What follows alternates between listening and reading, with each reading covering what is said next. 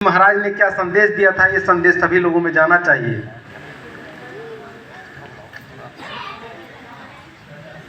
कार्यक्रम को आगे बढ़ाते हुए हम चाहेंगे कि इसी कड़ी में हमारे बीच में बैठे हैं हमारे भाई राम सुंदर आर्या जी।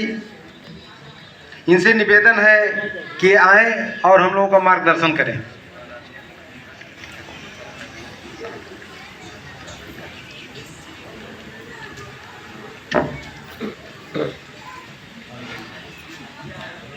धन्यवाद संचालक महोदय। आज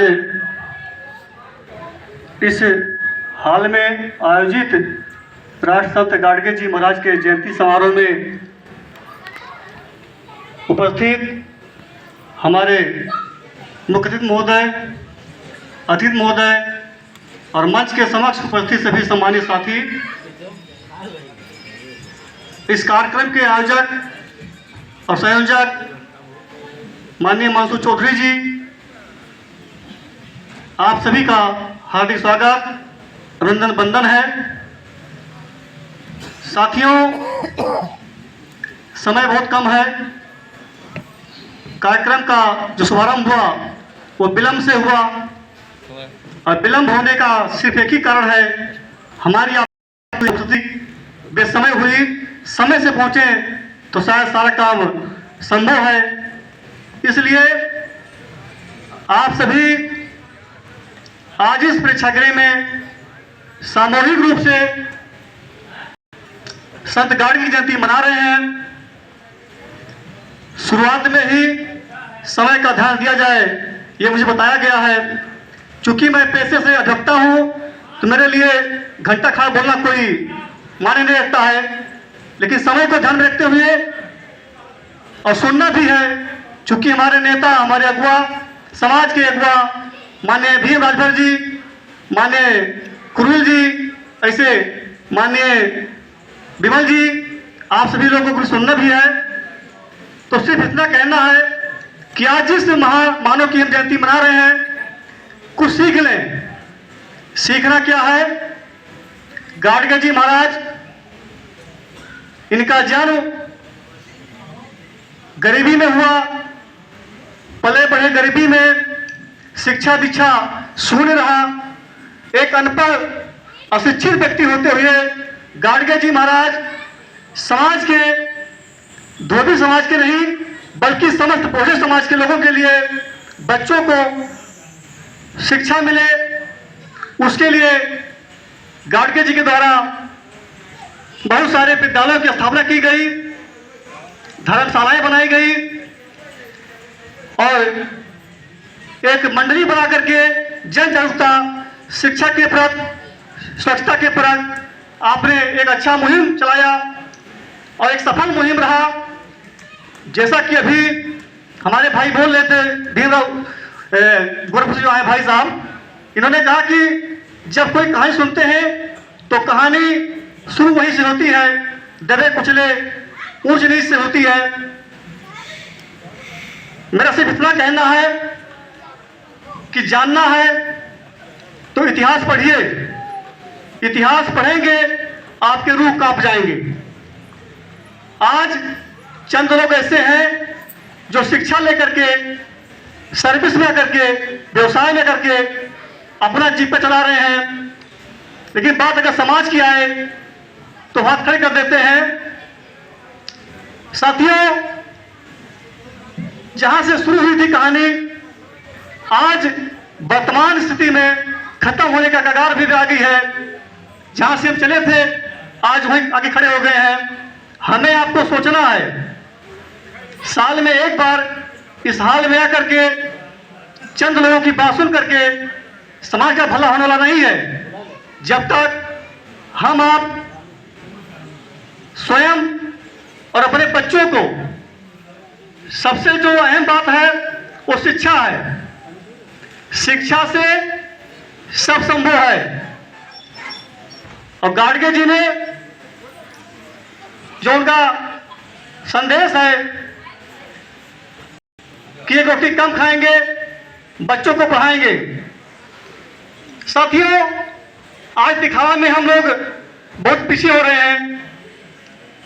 मेरा अपना मानना है शादी ब्याह, मुंडन संस्कार, इन सब कार्यक्रम में आप अपना पैसा कम खर्च करिए, लेकिन बच्चों को जरूर पढ़ाइए।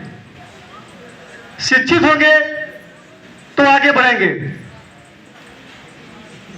आज वर्तमान में जिस परिवेश में हम जी रहे हैं, आज के हुक्मरान पूरा उनका मंशा है कि हमारे समाज के लोग हम सबको एक बार पुनः जहां से हम उठे हैं, जहां से हम चले हैं, वहीं पर खड़ा करना चाहते हैं। समाज में विद्वान श्रेणी में आने वाले वकील साथी आज इस विद्वान के श्रेणी में आने वाले वकील साथियों के ऊपर आज के समय में अत्याचार हो रहा है। सोचिए, सोचने का विषय है, जब समाज के जो सक्षम व्यक्ति है उसके साथ इस तरह का दुर्व्यवहार, इस तरह का खेल हो रहा है, तो आप कल्पना कीजिए कि आपके जो बच्चे हैं, आपके जो परिवार के लोग हैं, उनके साथ क्या होगा। इसलिए समय रहते हुए सोचिए और विशेष ध्यान अपने शिक्षा पर दीजिए, समाज पर दीजिए। समय कम है, इसलिए ज़्यादा बात समझ लेते हुए मैं अपनी बात को खत्म करता हूँ। जय भीम, जय भारत, नवोदय, जय गाती। बहुत बहुत धन्यवाद हमारे अधिवक्ता साथी भैया राम सुंदर आर्या जी का जो दर्द है, वो दर्द जो अधिवक्ता साथी हमारे बीच में होंगे उनको पता होगा कि इनको किस तरह से कलम किया जा रहा है, किस तरह से जो इनको राइट टू स्पीच बोलने की शक्ति थी, अपनी बात को कहने के लिए इनको अथॉरिटी थी, उसको कम कैसे किया जा रहा है। जो आंदोलन है, अभी बीच में आंदोलन की बात चली थी कि संविधान को बचाने का आंदोलन लगातार चलते रहना चाहिए, और वकील जो समाज है, वकील समाज सबसे बुद्धिमान समाज में से माना जाता है, और इसके आंदोलन करने के अधिकारों को किस तरह से कम किया जा रहा है, जबकि वास्तव में ये प्राइवेट होते हैं, इनका सरकार का कोई लेना देना है, सरकार से कोई फीस उस नहीं मिलती इनको, लेकिन इनके ऊपर भी सरकार अधिकार करके और पूर्ण रूप से अंकुश लगाना चाहती है। तो ये दर्द है जो हमारे समाज के बुद्धिजीवी तबका के लोग हैं। कार्यक्रम बड़ा अच्छा लगा, जो हमारे बीच में इतने सारे लोग आए। हम लोग इसको मनाने में बहुत कठिनाइयाँ जो झेलनी पड़ी, हमारे मनोज भैया, मानसू भैया मिल करके, इसमें ये कहना है हमारे तरफ से कि हम अकेले ही चले थे मंजिले जानिब मगर, हम अकेले ही चले थे मंजिले जानिब मगर, लोग मिलते गए कारवां बन गया। दोस्तों, हमारे बीच में कई मंडलों के, वर्तमान समय में कई मंडलों के मुख्य कोऑर्डिनेटर जो मऊ से चल करके हमारे बीच में आए हुए हैं, भैया भीम राजभर जी, जो बहुजन समाज पार्टी के पूर्व प्रदेश अध्यक्ष भी रह चुके हैं। आपका हम बहुत बहुत स्वागत करते हैं, बहुत बहुत सम्मान करते हैं। आपको हम बाएहतराम गुजारिश करते हैं कि आए और हम लोगों का मार्गदर्शन करें। भैया भीम राजभर जी।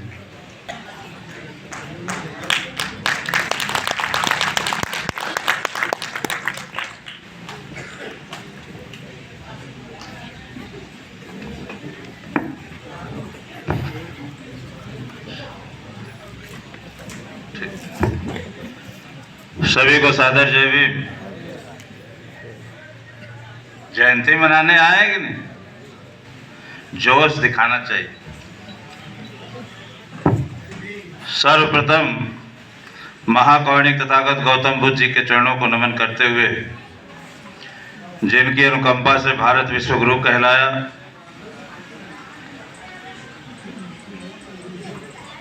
बहुजन समाज में जन्मे सभी संतों, गुरुओं, महापुरुषों के चरणों को नमन करते हुए,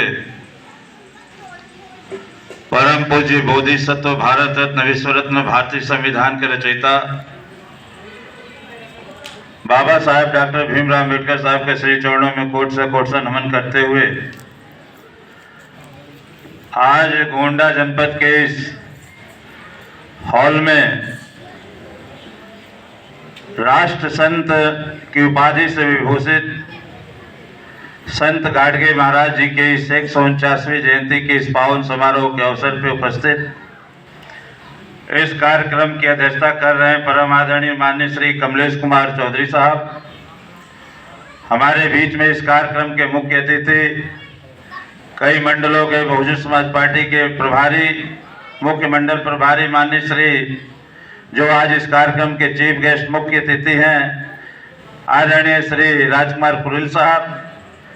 हमारे बीच में माननीय श्री विशिष्ट अतिथि के रूप में जो जिलाध्यक्ष हैं आदरणीय मनोज कुमार कनौजिया जी, माननीय श्री पूजन कनौजिया जी, राम सुंदर आर्यर जी एडवोकेट साहब, आदरणीय माननीय श्री रमेश विमल जी प्रवक्ता, माननीय श्री तिलकराम कनौजिया साहब, माननीय मानसून चौधरी जी, आदरणीय मनोज चौधरी जी, माननीय अजय कनौजिया जी, माननीय शशि आनंद गौतम जी, राम शरण गौतम जी, आदरणीय विश्राम सिंह नरेंद्र गौतम जी, राकेश कुमार भारती एडवोकेट, हीरालाल कनौजिया साहब, माननीय राकेश कुमार भारती जी, धीरू चौधरी जी, माननीय चिंतालाल चौधरी जी, आदरणीय माता प्रसाद चौधरी जी, यहाँ उपस्थित सभी सम्मानित मंचस्थ विद्वत वक्ता अधिवक्ता मूर्धन्य विद्वान नेता प्रवक्ता जनप्रतिनिधिगण जिला पंचायत क्षेत्र पंचायत सदस्य मुखिया सरपंच इस गोंडा जनपद से आए हुए सभी सम्मानित बुजुर्ग पिता तुल्य माता बहन नौजवान साथी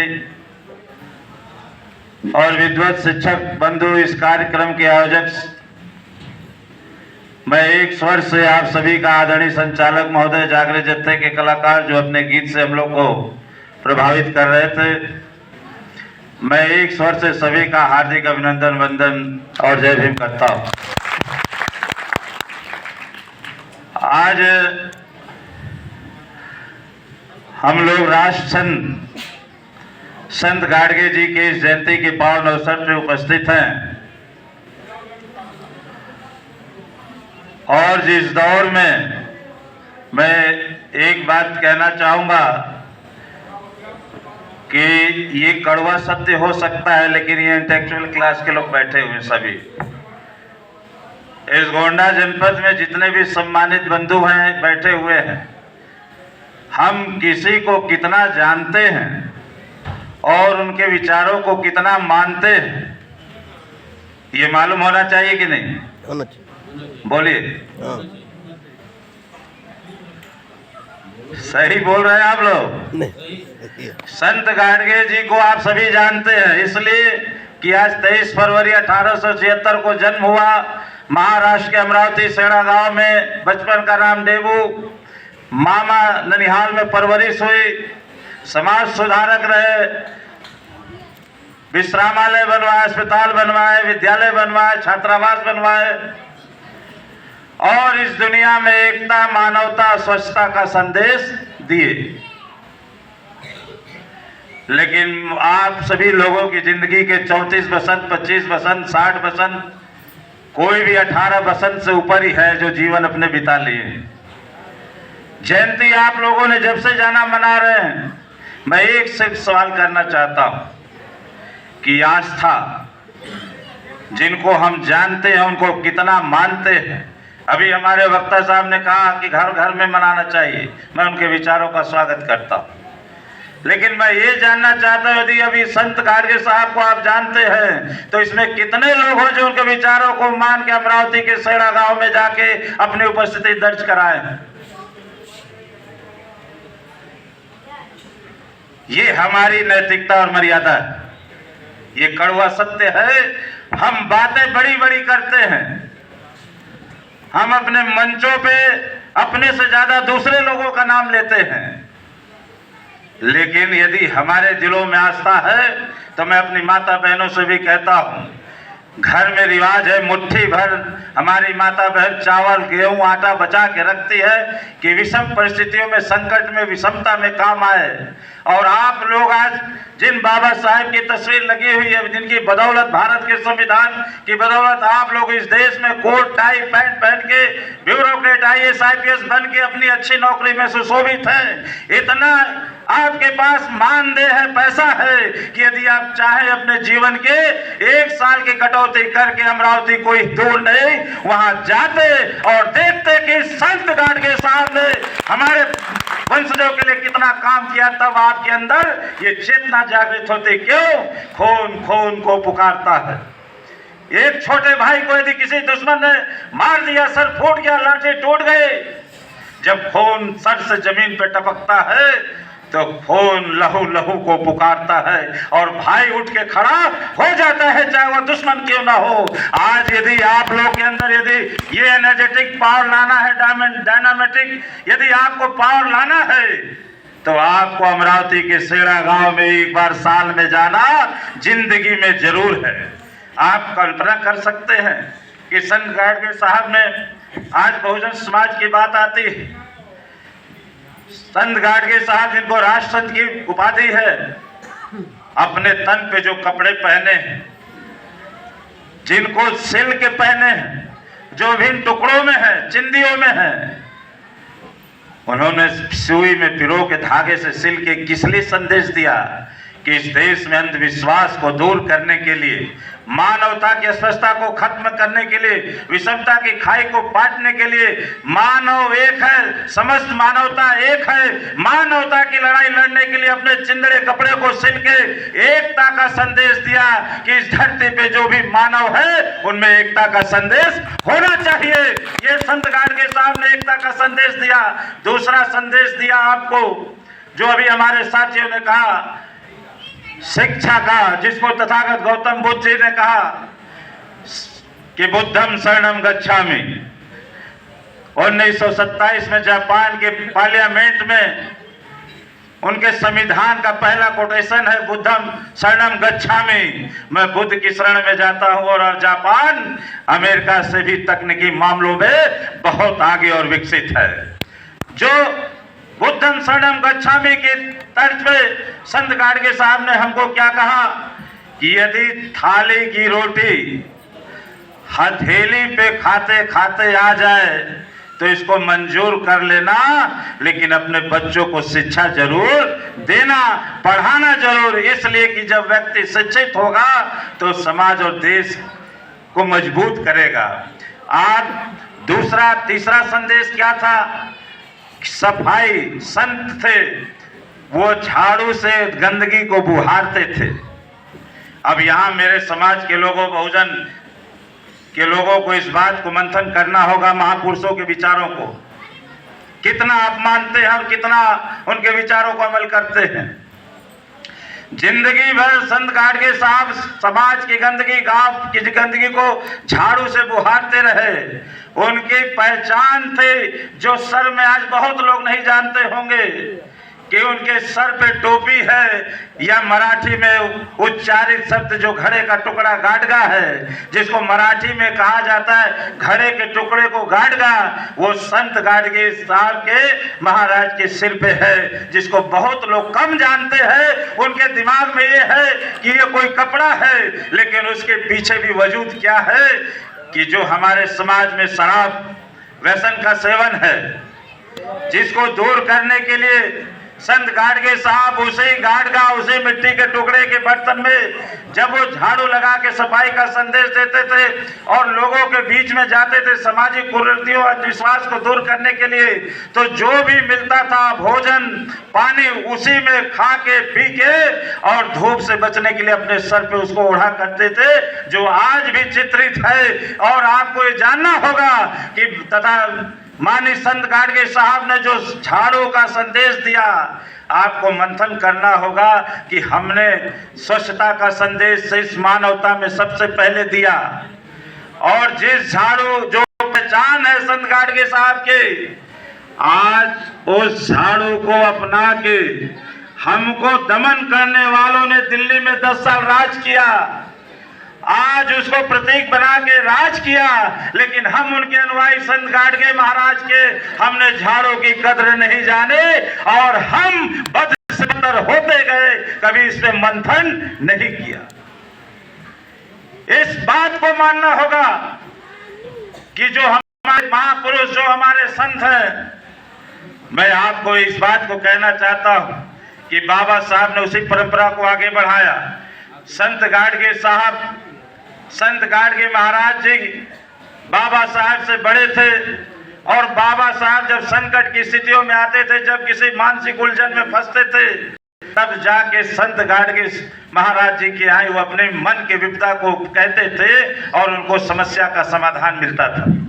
जिसको बाबा साहब ने उसी परंपरा को आगे बढ़ाया और कहा, शिक्षा शेरनी का वो दूध है जिसने पिया वो गुर्राया और दहाड़ा। आपको किसी बहुजन समाज के लोग अपने को 6,743 जातियों में विभक्त न करके बाबा साहब के अनुसूचित जाति के हिसाब भारत के संविधान के तहत जब मानेंगे, जिसको बाबा साहब ने कहा है कि शिक्षा शेरनी का वो दूध है जिसने पिया वो गुर्राया दहाड़ा, आपको सिंह कहा है। और सिंह यदि जमीन पे बैठ जाए तो सिंहासन कहलाता है, सिंह चट्टान पे बैठ जाए तो सिंहासन कहलाता है। हम आज तक लोगों का सिंहासन बनते रहे, लेकिन संकल्प करो संत गाडगे जी की इस जयंती पे कि आने वाले दिनों में हम विरोधियों का सिंहासन नहीं बनेंगे, हम बाबा साहेब का सिंह बनेंगे। जहां बैठेंगे वो सिंहासन होगा। तब जाके आज हमको इस बात का एहसास करना चाहिए कि आज जो संत गाडगे महाराज बाबा साहेब के विचारों को यदि हम मान लें, हम अपने मन से दूसरे का नाम, ज्यादा समय हो रहा है, हम अपने मन से दूसरे का नाम क्यों लेते हैं? मैं कहता हूं कि यदि सोना मल में पड़ा हो कनक तो कोई छोड़ देता है। यदि 1 किलो सोना किसी लैट्रिन के बक्से में मिल जाए तो कोई छोड़ देगा? है कोई दानवीर? धो के सबसे पहले रख लेगा। यदि कनक मल में मिले तो उसको रख लो, यदि विचार दुश्मन का अच्छा हो तो उसको भी अपना लो। इसलिए कि आज हम जिनकी बात करते हैं अपनी जुबानों से, यहाँ माताएं बैठी हुई हैं, आदि शक्ति मातृ शक्ति, बाबा साहब ने सम्मान दिया, हिंदू कोड बिल, नारी के सम्मान के लिए इस्तीफा दिया। आज मैं अपनी माताओं से कहता हूँ कि संत गाडगे जी के विचारों को बढ़ाने के लिए आप दिन रोज उठ के सबसे पहला काम बुहारने का करती हैं, धरती का सबसे कठिन काम आप लोग करती हैं। लेकिन आपको भी यदि संत गाडगे, बाबा साहब, डॉक्टर भीमराव अंबेडकर अपने समाज के लोगों को मजबूत करना है, तो मैं महाभारत का एक प्रसंग देना चाहूंगा, जिसमें अभिमन्यु की पत्नी उत्तरा जब गर्भ में थी, तो अभिमन्यु जब गर्भ में था तो श्रवण कथा के माध्यम से सुन के युद्ध के 6 फाटक तोड़ने का उसने ज्ञान प्राप्त किया और 7वें में सो गया। हमारी माता बहनों से मैं कहना चाहता हूं कि यदि जयंती के अवसर पे हमारे महापुरुष तथागत गौतम बुद्ध हो, संत गाडगे महाराज हो, बाबा साहब हो, यहाँ हमारे संत ज्ञानदेव तुकाराम, जो भी पुरुष और संत हैं, उनके विचारों को आप अपने जेहन में प्रविष्ट करिए। और जब देखिए, जब हमारे विचारों से लैस होके धरती पे हमारा नया शावक आएगा, तो वो भी इन विचारों को फैलाएगा और उस दिन ये सामाजिक परिवर्तन, आर्थिक मुक्ति होगी। और जब अभिमन्यु 6ठा फाटक तोड़ के 7वें में मारा गया, आज हमारी स्थिति उसी तरह है। मैं कहता हूं हम सामाजिक परिवर्तन करेंगे, आर्थिक मुक्ति को करेंगे, और जब आर्थिक मुक्ति होगी तब इस देश से इस बहुजन का शासक होगा। ये लड़ाई हमारे सामाजिक परिवर्तन, आर्थिक मुक्ति के संग शासक बनने की है। इसलिए मैं कहना चाहता हूं आप सभी से कि समता, बंधुत्व बनाइए अपने समाज के साथ साथ, संत गाडगे के साथ साथ मेरे समाज के लोगों, आप इनको भी बताइए कि इस धरती पे सबसे ज्यादा जो लड़ाकू थे आल्हा उदल, वीर लोरे, इनका कोई गुरु था तो आपके समाज का बेटा अजय गुरु था। इस बात को भी बताइए। चौरी चौरा कांड में धोबी समाज के लोग शहीद हुए, इस बात को बताइए। आप ये भी बताइए कि जो भी स्वतंत्रता लड़ाई लड़ी गई उसमें हमारे समाज का कितना योगदान रहा, और ये भी बताइए कि सामाजिक परिवर्तन में इस समाज को यदि सम्मान